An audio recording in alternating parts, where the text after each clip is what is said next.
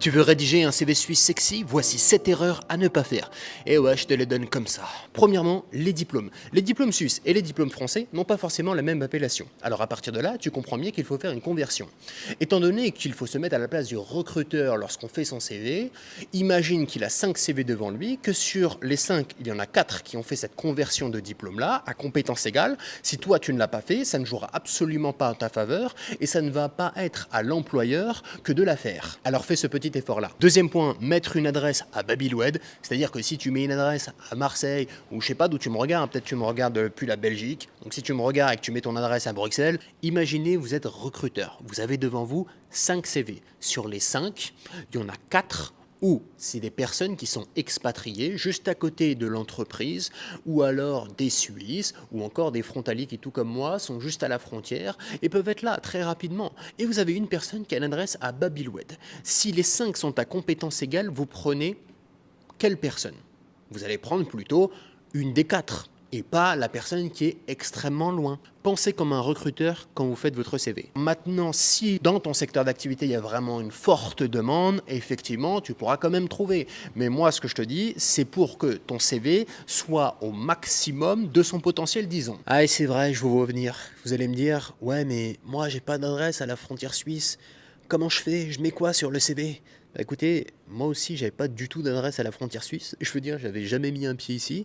Bah, là-bas, j'étais de Grenoble, moi j'étais du 93, enfin vraiment rien à voir quoi. Et pourtant, j'ai quand même été pris. Et j'ai quand même été pris alors qu'à un moment donné, j'avais mis une adresse à Grenoble, donc à Babylwed en fait.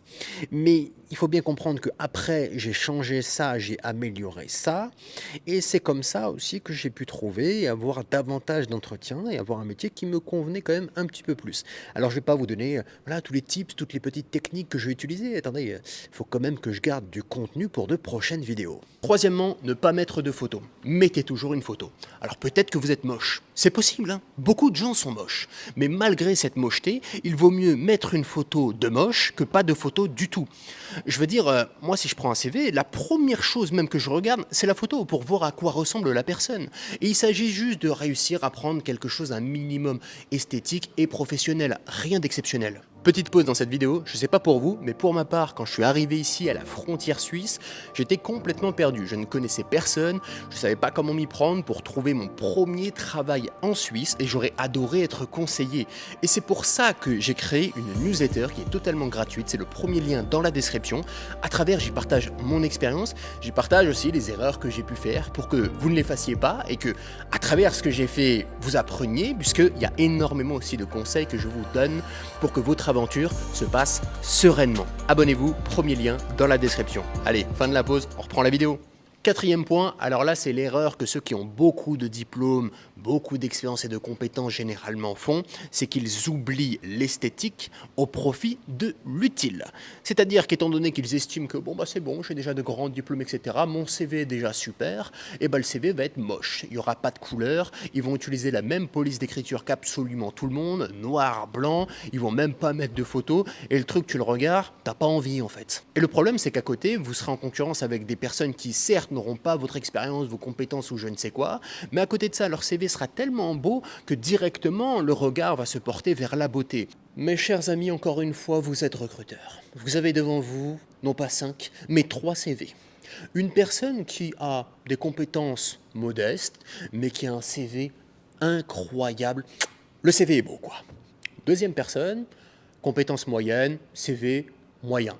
Et la dernière personne a des compétences incroyables. Par contre, son CV est horriblement laid.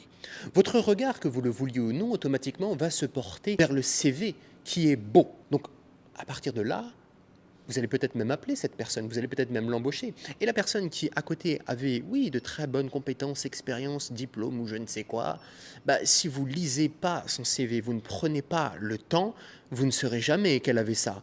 Et étant donné que l'enveloppe, disons, du CV ne donnait pas envie, vous n'allez pas forcément le lire.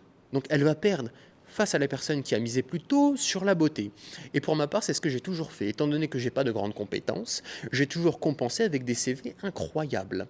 Et c'est comme ça qu'à chaque fois, j'ai eu plein d'entretiens. Et de temps en temps, j'accepte que d'aider des personnes à faire leur CV. Il n'y a pas longtemps, j'avais aidé une jeune demoiselle à faire son CV. Je lui ai fait un truc magnifique. magnifique. J'ai utilisé une police d'écriture sublime, le CV était d'une couleur, d'une beauté. En plus de ça, elle avait des compétences.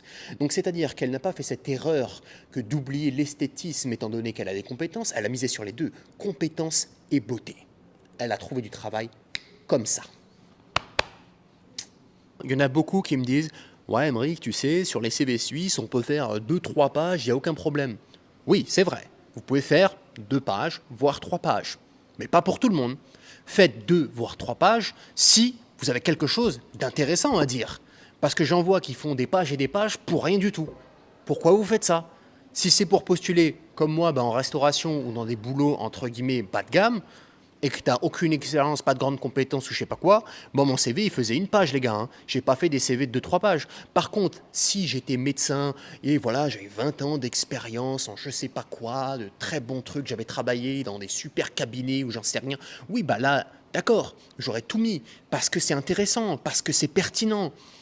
Sinon, non. Pour faire quoi? Le but, ce n'est pas que les gens se mettent à la lecture et lisent des livres. Le but, c'est que les gens regardent votre CV et vous prennent. Allez à l'essentiel. Moi, dans mon restaurant, je prends quasiment tous les jours des CV. Tout le temps, je vois des personnes venir et postuler. Et rien que là, les petits conseils que je viens de vous donner, qui ne sont pas exceptionnels, mais rien que ça, les gens ne les feront pas. Je vous le dis, il y a des piles de CV là où je bosse, avec des CV nuls. Tout en noir et blanc, aucune police d'écriture, des pages et des pages pour raconter ta vie. Il n'y a pas de photos, c'est moche, c'est... Les gens viennent postuler, mais n'importe comment. Je comprends pas, comment tu peux venir postuler n'importe comment? Il y en a un, une fois, j'ai dit non, là c'est abusé. Il est venu postuler, il était 23h30. 23h30, tu sais, on ferme le restaurant. Ne venez pas postuler à 23h30 pour faire quoi? Ne venez pas non plus postuler à midi, vous savez, c'est le plein rush, c'est pas du tout le moment que de venir postuler. Aussi, quand je vous parle de la photo, et que je vous dis, il suffit juste de faire quelque chose de beau, de professionnel, même ça, certains n'y arrivent pas. J'avais eu une photo d'un mec sur un CV, le mec était avec une casquette, avec, vous savez, une petite sacoche, et derrière, c'était la chicha. Et il était comme ça sur la photo. J'ai dit, qu'est-ce qu'il fait? On va où là? On va où avec ça? Donc, vraiment, c'est pas très compliqué. Et il s'agit de se différencier. Se différencier, ça peut être de par une belle police d'écriture, de par une façon aussi de présenter les choses un petit peu différentes.